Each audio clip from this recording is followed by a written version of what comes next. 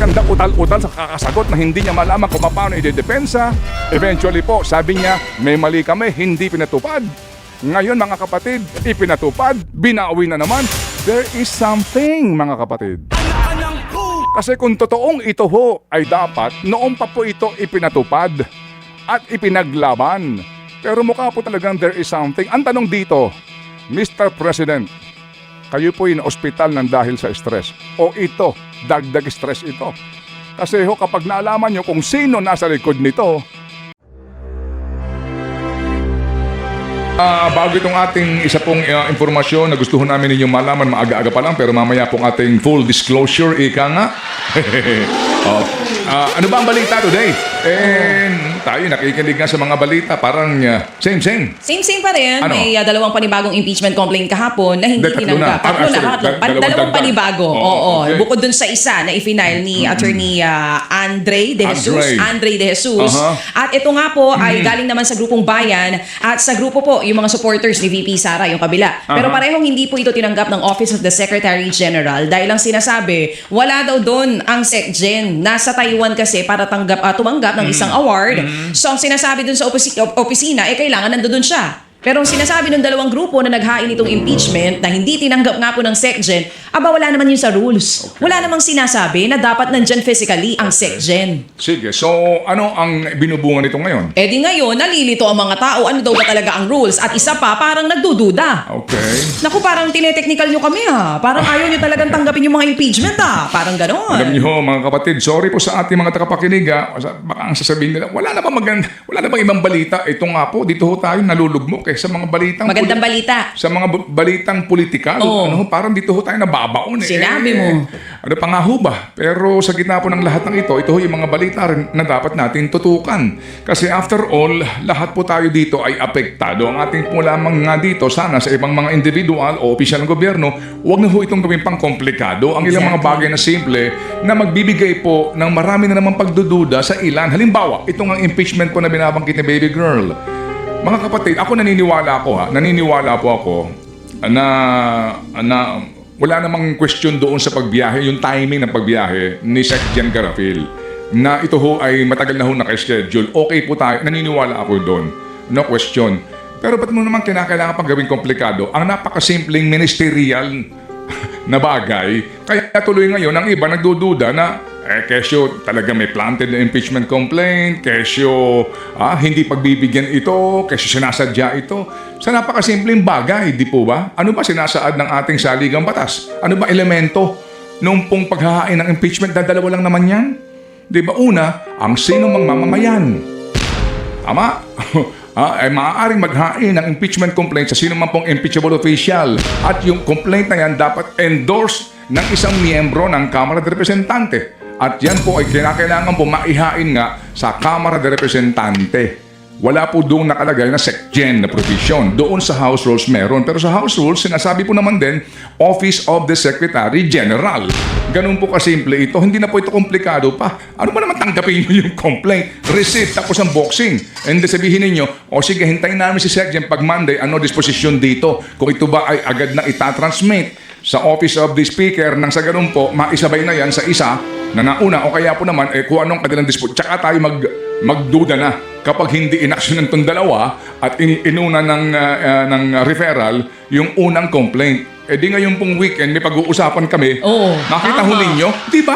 Imbis na tahimik sana. Ang ginamit ng salita ni Sir Nery Colmenares, attorney, highly suspicious daw ito. Let me use the exact words na ginamit niya. Sabi niya kahapon sa mga balita, receiving the complaint is just ministerial and it is highly suspicious for them not to receive it. Yun ang sinasabi niya. So, anong gagawin natin ngayon? Okay. So, well, maliban na lang kung talaga yun ang kanilang balak. Hindi ba? Yung nga tuloy ngayon. Napagdududahan tuloy. Yun nga. So sa Lunes po, hintayin natin kung ito hubang dalawang impeachment complaint. Isang galing sa Makabayan, isang galing po sa grupo po ng mga anti-Marcos. Yes. Oo, na naghain dyan. Kung yan po ay isusumite sa Office of the Speaker and the Office of the Speaker ay ipagsasabay-sabay yung referral nito sa Committee on Rules ni Sandro Marcos Alright, and then Sandro Marcos, ito'y i-agenda doon sa order of business nung araw na iyon, either Monday, Tuesday, or Wednesday. Opo, kasi nga po, kapag ito po'y naisama na sa order of business, yung agenda baga, at binasa po ito ng majority leader at sinabi na referred to the Committee on Justice, yun na po yung deemed initiated. Yun, okay. So, malinaw Ay, na. nako, pinahirapan niyo pa kami dito sa issue Kaya, nito. mabuti na lang, nandiyan ka para i-explain sa amin. Na ano? Yung mga bagay-bagay, na ito nga, hindi naman kailangan nandiyan dyan talaga si Secgen. Bakit nyo pa kami pahihirapan? Hindi ba?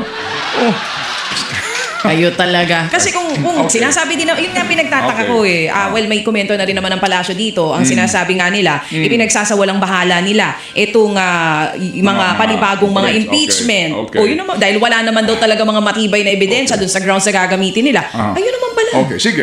So speaking po, pinahihirapan ang taong bayan. Ito lang po, pahapyaw lang. At mamaya po, I'd like to encourage everyone to listen dito po sa ating ihahandog. Bagamat umatras sila sa kanilang balak po na ito. At naniniwala ako dito, itong taga-LTO na bago ngayon, alam nyo, nililinis niya ang ahensya. In fairness po sa kanya, ha? And then, itong acting secretary ng DOTR, naniniwala din po ako dito na hindi sila ang promotor nito. At malamang yung nasa ibaba pinag-uutusan lang. May nag-uutos dito. Ano ho ba itong aking gustong talakayin mamaya? Pahihirapan ng taong bayan. Ito lang po, kung namamaneho ka ngayon ng kotse mo, taxi mo, TNVS mo, may motorsiklo ka, basta meron kang auto na kinakailangan mong i-renew ang rehistro sa LTO, dito may pakialam ka. Bakit? Kasi po, may siningil na. Nag-testing sila sa Pampanga, may dokumento ako. 60 pesos na karagdagang babayaran, okay, mamaya na yan set, 60 pesos na karagdagang babayaran sa iyong pagpaparehistro, 60 pesos. Ikaw na nagmamaneho ng kotse, baka sabihin mo, hindi na bale, 60 pesos lang naman yan.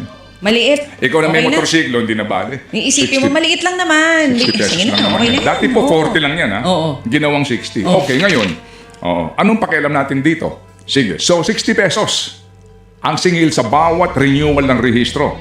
Okay. 60 pesos. Kung ikaw lang mag-isa, paano po kung yung 60 pesos na yan, times 10 million? 10 milyon na bilang po more or less ng mga nagpaparenew ng kanilang rehistro, motorsiklo o sasakyan dyan sa LTO. Hindi ho ba 600 million pesos yan? Nang walang kahirap-hirap. Sino promotor nito? Sino na naman po ang genius na nakapag-isip nito? Alam niyo, sa gitna ng napakalaking kontrobersya po, sa skandalo nga po nitong corruption, may mga anak-anang po! Sorry po. May mga taong ayaw tumigil. Hindi ba? Hindi. Walang kadala-dala. Gusto pa, si Pangulong Marcos ay salamat po daw at hindi malubha ang kanyang karamdaman. Ano ang sabi ni Pangulong Marcos kahapon? I'm fine. I'm feeling very different from the way I was feeling before. That naayos na yung problema. Oo, maayos na. Berti something like kuliti something. Oo. Yung kanyang sagot. Verticulitis. Diverculitis. Sa ano yata ito? Sa may tiyan. kinalaman sa tiyan Oo. na nararanasan daw ng mga may edad na. Yun ang sinasabi. Sinasabi po daw, ang cause nga nito ay edad and stress. Divert.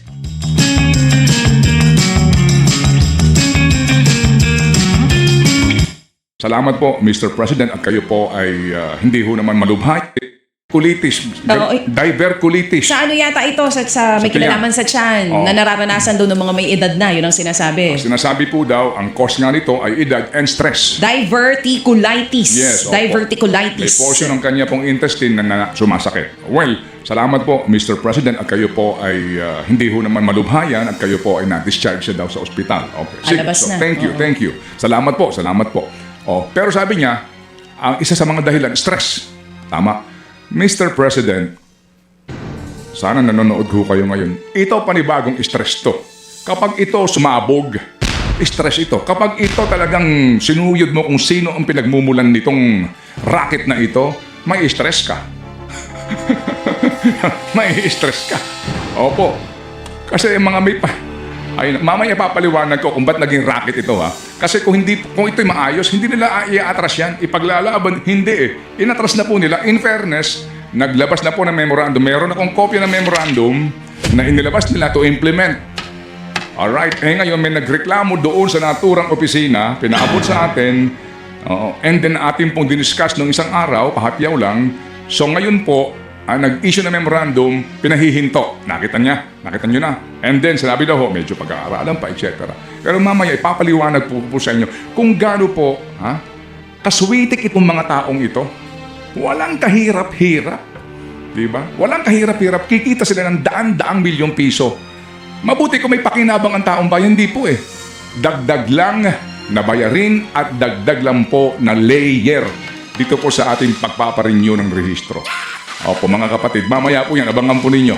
Ay papaliwanag natin ng masinsinan po para maintindihan po ninyo itong isyong ito. Think about it. Grabe. Kasi simula pa lang natin may pasabog ka na. Hindi ba? Hindi ka sabi- Pero totoo yun stress talaga ito, sakit ng ulo ito kapag nalaman ng Pangulo kung saan ang gagaling itong 60 pesos na ito. Ang yayaman nyo na. Oo. Dami nyo ng pera. Oo. At sino bang may-ari ng kumpanyang ito? Yan ang pinakamainam dyan. Oo. Ang dami nyo ng kwarta, hindi kayo makontento. Hindi ba? Siguro talaga nakaka-addict ang pera. Gaano ba karaming perang kailangan nyo sa mundong ito? Di ba? Parang hanggat hindi nila nasisimot lahat ng pera, hindi titigil Oo. Oo. Babaunin niyo po ba yan? Sa baba? Sige, mga kapatid, smile naman tayo dyan. Good morning! Sa ating mga suki po ng mga senior, super senior, sa mga manggagawa po na ang galaw sa mundo ay patas. Sa lahat ng ating mga suki po na nag-aabang sa ating pong What's on Your Mind, sa inyo pong lahat, good morning. And definitely, this is going to be a happy day para po sa mga tao ang galaw sa mundo ay patas. Ganap ng alas 6:29. Hatid po sa atin yan ang kung kaya ko makompress itong isyong ito in 15 minutes. Gusto ko nga po itong gawan po ng episode ng Think About It kasi nga po may ilang komplikasyon dito, but I'd like to simplify the issue. Uulitin ko lang, girl, ha? Ikaw na nakikinig ngayon sa atin na taxi driver, TNBS driver, ikaw na private motorist, ikaw na nasa bahay ngayon, may kotse ka ba? May motorsiklo ka ba? Basta po tayo nagpaparenew. Ito si Ma'am Grace. Ano si Ma'am Grace? Oh, ito si Ma'am Grace. Tama, no? Ang ating director Hindi, ngayon. si Direk Joey yun. Si Direk Joey ba nandyan? Okay. Si Mitch yung Si katabi. si Mitch. Si Mitch. Yan. Huwag ka malito. Ang gara ng auto nito. Ay naman, So, hello. meron din siyang renewal Oo, ng kanyang every rehistro. 3 years. Sa lahat po sa atin, mga kapatid, na nagpaparenew ng ating mga rehistro sa LTO, dito po may pakialam tayo. Sa usapin po na, 60 pesos lang yan. Maliit na bagay. Siguro sa iba, girl, pero ikaw, 60 pesos lang yan. Sa isang tao. Right? Dagdag na bayad, 60 pesos. Bayad saan? Mamaya po, 60 pesos. Pero kapag po ang pinag-uusapan natin, 10 million na 60 pesos, magkano yon? 600 million, Your Honor. Alright. Mga kapatid, ano ho ba itong ating pinag-uusapan na ito at ipapaliwanag? Sa ngayon po kasi, mga kapatid, hindi ho ba, kapag po tayo nagre-renew ng ating rehistro, ang hinihingi sa iyo ng LTO ay yung iyong certificate of cover, di ba?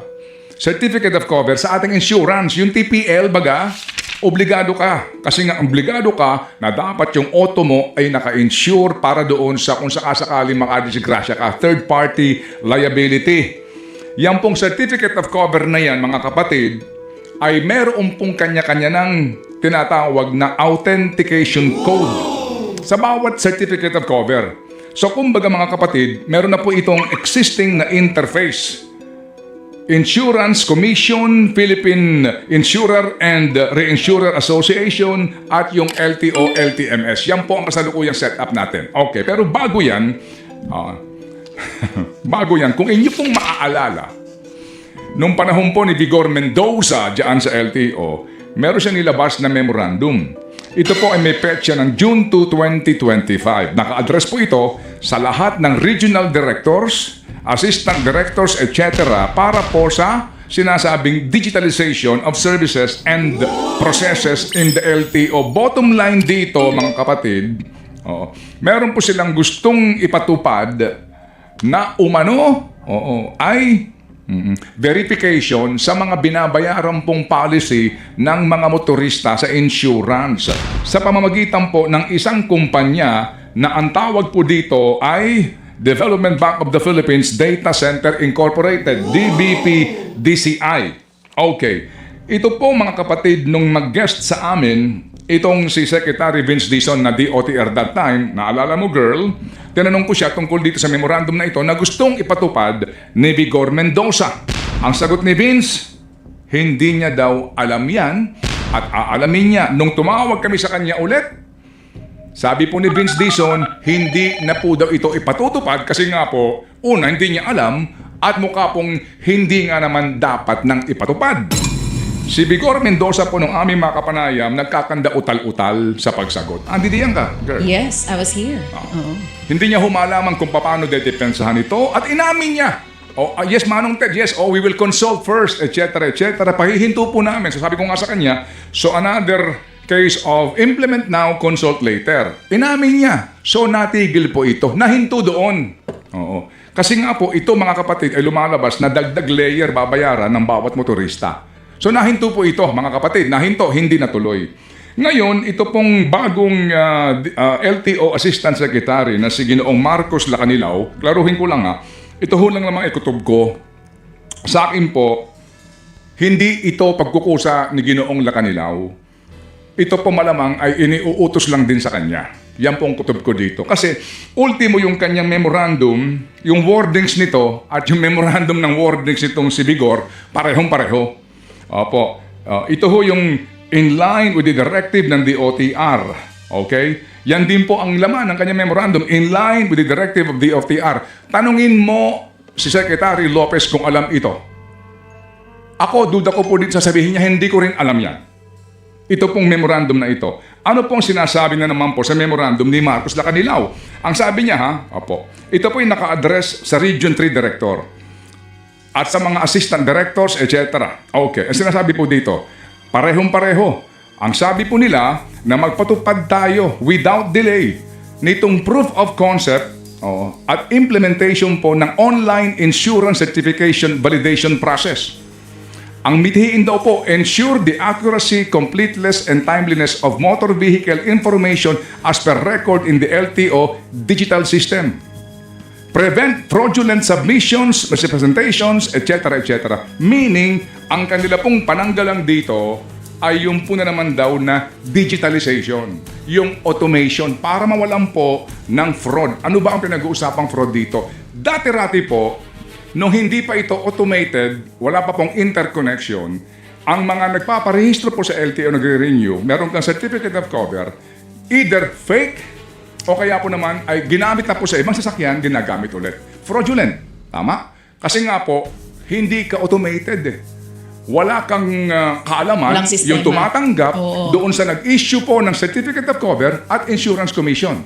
Wala pong informasyon sa central ng LTO doon sa insurance company na nag-issue ng COC o maging sa insurance commission. Tama? Kasi nga po, manual. So ano ang naging, kaya nga po, dahil doon, nagkaroon na po ng binabanggit ko na automation. Ngayon ho ba automated na po ito? Yes. Okay, so automated na. Kagaya po ng akin nabanggit kanina. Sa kasalukuyan po, ito pong koneksyon ng LTO at saka ng Philippine Insurer and Reinsurer Association at ng Insurance Commission ay interconnected na sa pamamagitan po ng LTMS Land Transportation Management System. Ibig sabihin, kung ikay magpaparehistro ngayon, sa ngayon po nawala itong DBP DCI na ito, kapag gumamit ka ng certificate of cover na iyan sa iyong pagpaparehistro, kahit na wala kang dalang papel doon sa kanila, at pag sinabi mong meron ka na, doon pa lang po mga kapatid, sa pag-press nila noong sasakyan mo, lalabas at lalabas na po yung detalye ng auto mo kung totoo nga na nakapagbayad ka na ng bagong insurance. Kasi po, madedetect ng system kung gumagamit ka ng fake, ng duplicate o fraudulent na dokumento na ginagamit mong certificate of cover. Kasi kung meron pong reported na mga fake, fraudulent o duplicate, lalabas at lalabas dun.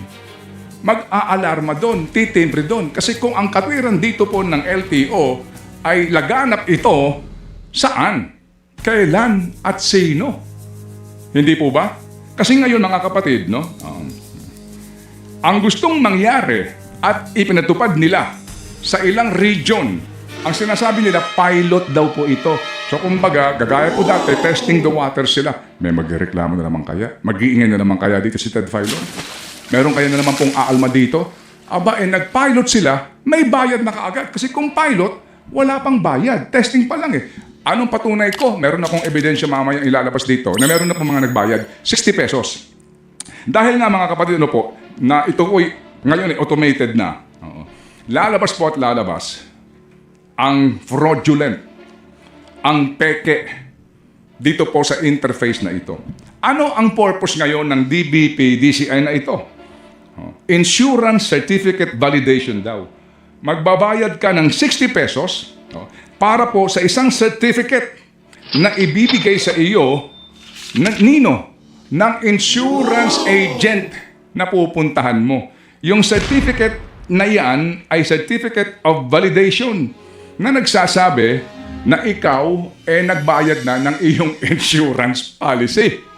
Yung Certificate of Validation na yan mga kapatid, ang nag-i-issue niyan, hindi taga-DBP DCI, hindi taga-LTO, kung hindi pribadong individual na ahente ng insurance company. Mga kapatid, ito po ang example ng certificate na iyan. Tignan niyo po, gumagamit ito ng DOTR LTO na letterhead, na logo. Nang walang pahintulot yan mga kapatid, hindi mo pa pwedeng gamitin yan kasi sino po ang accountable officer dyan sa paggamit niyan? Ito po yung halimbawa. Opo. Ito po yung halimbawa ng certificate na ito. Nag-blur lang po kami doon sa identification ng sasakyan, engine number, etc. Pero nagbayad siya ng 60 pesos. Validation fee. Yang binayad na yan, walang kaukulang resibo yan. Kasi yung insurance company hindi mag-i-issue ng resibo nila. So, ibinayad lang po ito doon sa agent. Na dapat, of course, ang remittance ay dito po sa DBP DCI na ito. Lumalabas, mga kapatid, na ito pong DBP DCI na ito, manual. Ang ipinapangalandakan nila ay digitalization. Ang pinapangalandakan nila, automation. Pero ngayon po, meron ng setup na automated. Ang sabi nga po ng mga nagreklamo dito sa loob mismo ng LTO, ano ito? Redundant and money-making venture. Klarong-klaro. Kasi itong mismong DBP DCI, hindi naman siya konektado sa LTMSA. Wala siyang koneksyon at anong karapatan niya para panghimasukan itong sistemang ito na hindi ka naghihingi ng mahintulot sa National Privacy Commission. Hindi po kadali yun. Uulitin ko ha. Sa kasalukuyan po, meron ng interface ito, meron na silang programa na itong Insurance Commission, LTO at insurance company, itong sasamahan ng mga nagpapa-insure, meron na po silang interconnection nang sa ganun po, lahat ng transaksyon nando doon. And here comes itong DPP DCI na sinasabi, oy, sali kami dyan. Dapat i-verify namin ang lahat ng inyong mga certificate of cover kung lehitimo ba. Paano ka papasok sa ganitong sistema? Sino ka? Hindi ba? At maniningil ka ng 60 pesos ngayon, wala namang binabayaran. Kasi nandyan na yung setup. At dito po sa isang dokumento na hanap ko, from 60 daw to 80 pesos ang pwedeng singilin. So sa ngayon mga kapatid, nag-issue po na memorandum si Marcos. And then, ito po ay na-broadcast natin itong Lunes, I think, no, or Martes. Pagkatapos po, nagtanong-tanong na po tayo sa ilang mga regions. Meron po mga regions na nagpatupad sila. Region 3, Pampanga. Meron po Region 4A, Region 5, and Region 6. Sa Iloilo, meron din po. So ngayon po, kahapon lang, mainit-init pa, naglabas si Marcos ng nakalinaw ng kanya pong memorandum to Region 3, 4A, 5, and 6 directors suspending itong memorandum na kanyang inilabas para po sa pilot implementation nito. Yung proof of concept and pilot. Enero 22. Anong sabi niya rito? Ang kanyang katwiran. Opo. Suspended until further notice due to some major hardware reconfiguration. Ano yun? Katwiran na lang. Kasi nga po, may mga sumisita na. Sa gitna po ng skandalo ng korupsyon na ito, meron na naman pong ganito. Hindi ho ba ang gobyerno dapat pinasisimple ang buhay ng Pilipino? Hindi ho ba kung maaari lang ang gobyerno, hindi mo na tatagain pa ang Pilipino naghihirap? Hindi ba ba dapat mas seamless na? Wala ka ng patong pa sa Pilipino naghihirap at nag-aambagan sa pera ninanakaw ninyo? Di ba dapat ganun po ang papel ng gobyerno? Ano to? Anong ini? Sabi po dito, the suspension, ika po niya, is being issued pending further review, assessment, and necessary coordination by the concerned offices, including the regional offices and the Management Information Division, to address operational, technical, and implementation concerns. Did you know that Red Ribbon makes its own chocolate? Astonishing. Amazing! Decadent. Decadent? Red Ribbon, Pindi mo. Kasi nga, ganun po ang papel ng gobyerno. Ano to? Anong ini? Sabi po dito, the suspension, ika po niya, is being issued pending further review, assessment, and necessary coordination by the concerned offices, including the regional offices and the Management Information Division, to address operational, technical, and implementation concerns. Nakita po ninyo? Naghanap ka na lang ng katwiran para masuspindi mo. Kasi nga po, sasabog ito eh. Sasabog ito kapag inimbestigahan ito ng malaliman. Kami wala kami subpoena powers dito. Sino ho ba itong DBP-DCI na ito? Wala na ho ako masyadong oras para tunghayan pa. Pero I'd like to invite you, basahin niyo po ang isang malalim na artikulo ng Rappler, Vantage Point. Ang petsa niya, November 11, 2025. Ang title po nito, The DCI-GSIS Affair, a billion peso blunder. Dito po, sangkot itong DBP-DCI na ito. Basahin ko po yung isang bahagi po ng artikulo, ha? Okay. The Illusion of Modernization. The DCI episode, ito ho kasi, tinangka itong DBP-DCI na ito na panghimasukan yung sinasabing IT ng GSIS sa halagang magkano, girl? Magkano? 2 billion. Magkano? Ang halaga po nitong sinasabi ni Manong Ted ay, para lang sigurado tayo dito sa detalye, 2 billion pesos. IT deal. Kasama nga po itong DBP Data Center. Ano po sabi sa artikulo? Oh, The DCI episode is symptomatic of a larger sickness in public finance. The weaponization of modernization. Every time an agency is caught in a scandal, it announces a grand reform project, usually IT-related, often multi-million peso, or in this case, multi-billion peso worth. Okay. These projects rarely fix the core problem, they merely digitize dysfunction. Ito pong sinasabi po nila dito, ha. Sino ba may-ari nitong DCI? Sino ba ang namumuno dito? Ito po kasi naka-attach ito sa DBP, isa nga pong government-owned and controlled corporation. Pero kung tatanungin mo, assuming lang po na totoo ito, DBP, DCI, kayo ba ang may IT para dito? O you will outsource? Wala naman kayo kakayahan. Malamang ang sagot nyo, gaya din po ng inyo pong sagot sa pag-iimbestiga ng GSIS, hindi kami. Hindi ba? Hindi. Alam niyo ho yun, ito ho, malaki-laki po itong isyong ito eh. Bakit? Kasi lahat tayo nagre-renew ng ating rehistro. Lahat tayo magbabayad 60 pesos ang isa. Minimum. Kasi sabi ho, pwede mo mag-80 So kung 60 bawat isa sa atin, ikaw okay lang sa'yo, 60 pesos. Ang LTO po, sa kanilang record, more or less, ang mga subject for renewal, mga 10 million vehicles every year. Ibawasin mo na dyan yung mga hindi po nagre-renew na. Mga 20% raw. Nandoon ka sa 8 million. Yan pa rin po'y kulang-kulang kalahating bilyong piso taon-taon. Nakikitain nitong DBP-DCI na ito nang walang kahirap-hirap. Di po ba? Wala pong kapagod-pagod. All of a sudden, meron ka ng sistemang working, sabi ng mga taga-LTO insider, panghihimasukan ka nito na another layer lamang para lang magkaroon ng katwiran. Sa katwiran na, kasi may namemeke. Kasi merong mga nandadaya. So sino yun ng mga nandadaya? Asan sila? Pwede bang tukuyin nyo? Saang LTO office nangyari yun? Sino ang involved na insurance company? Tukuyin ninyo. Kapag sinabi nila kasi may namemeke, madali ikatwiran yun. Kasi nga po, dito po hindi natin tinututulan ang pagpapabuti sa serbisyo at pagsawata sa kalokohan.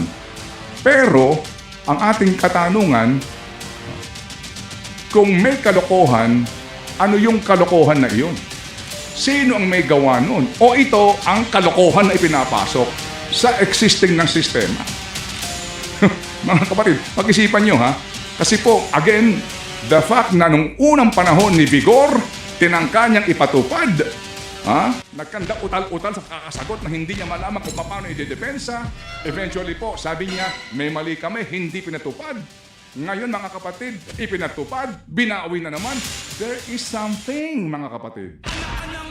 Kasi kung totoong ito ho ay dapat, noon pa po ito ipinatupad at ipinaglaban. Pero mukha po talagang there is something. Ang tanong dito, Mr. President, kayo po yung ospital ng dahil sa stress. O ito, dagdag stress ito. Kasi ho, kapag naalaman nyo kung sino nasa likod nito, malamang, ewan ko lang, Baka bumalik yung sinasabi. Ano ulit yung naging sakit ng Pangulo? Think ito ho about ay it, pati- mga kapatid. Ito po, sa kawalan po ng sapat na oras, hanggang dito po lamang muna ako. Kasi po, mahaba-haba pa ang ating diskusyon sa mga bagay po na ating na-discover dito po sa kanilang ipinipilit na sistemang ito. Uulitin ko lang for the record, wala tayong tutol sa reforma. Wala tayong tutol sa pag-aayos po ng sistema. Ang ating po lamang, kung gusto nyong ayusin, transparency. Kung gusto niyo pong ayusin, ipaliwanag niyo kung ano ba ang diferensya. Kung may diferensya, ano at sino ang may gawa ng diferensya. Mga kapatid, ang isyong ito, ikaw at ako, may pakialam. Think about it.